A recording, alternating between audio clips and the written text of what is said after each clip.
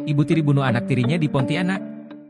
Seorang ibu muda berinisial If berusia 24 tahun ditetapkan sebagai tersangka oleh Polda Kalimantan Barat dalam kasus dugaan pembunuhan anak tirinya yang berusia 6 tahun. Korban Ahmad Nizam Al-Fahri, An, ditemukan tewas dalam karung di sebuah rumah komplek Purnama Agung 7, Kecamatan Pontianak Selatan, Kota Pontianak, Kalimantan Barat, Kamis, 22 Agustus 2024, malam.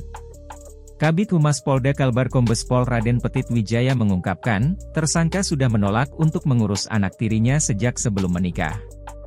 Motif awalnya, pelaku ini dari awal sudah tidak mau mengurus anak tirinya, ujar Petit pada Sabtu, 24 Agustus 2024.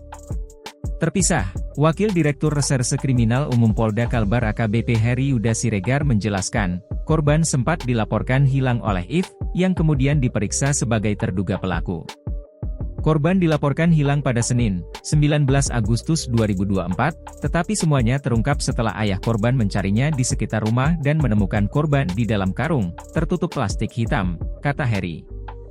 Heri menambahkan, ayah korban awalnya curiga karena mencium bau menyengat. Setelah diperiksa, korban ditemukan di dalam karung. Saat ini, polisi masih melakukan pemeriksaan intensif terhadap If dan belum menetapkan pasal yang akan dikenakan. Proses terus berjalan. Yang pasti, ada tindak pidana dalam peristiwa ini, jelas Heri. Jenazah korban telah dievakuasi ke Rumah Sakit Bayangkara Polda Kalbar untuk diotopsi. Hasil pemeriksaan sementara menunjukkan adanya bekas luka di tubuh korban. Kami akan otopsi jasad korban untuk mengetahui penyebab kematiannya, tutup Heri.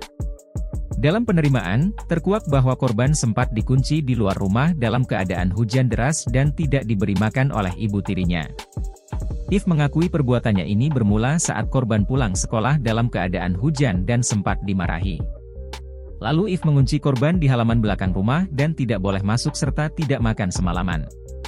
Keesokannya, Selasa, 20 Agustus 2024, If melihat korban dalam keadaan lemas di halaman belakang, kemudian menyuruhnya masuk dan mandi. Saat melihat korban berjalan dalam keadaan lemas dan sempoyongan, pelaku tidak sabar dan mendorong korban di depan kamar mandi, hingga korban terjatuh dan kepala korban terbentur ubin lantai kamar mandi, ungkap Petit. Setelah itu korban disuruh duduk di ruang TV, hanya diberi minum sambil terus dimarahi. Korban yang dalam keadaan lemas mengalami susah bernapas, kemudian If mencoba melakukan bantuan pernapasan. Namun korban masih susah bernapas dan tersengal-sengal hingga akhirnya pelaku mendapati An tidak bernyawa lagi.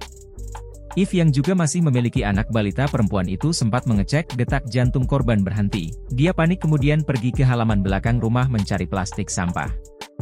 Saat If menyeret korban ke halaman belakang rumah dekat kompor dan mencari plastik sampah.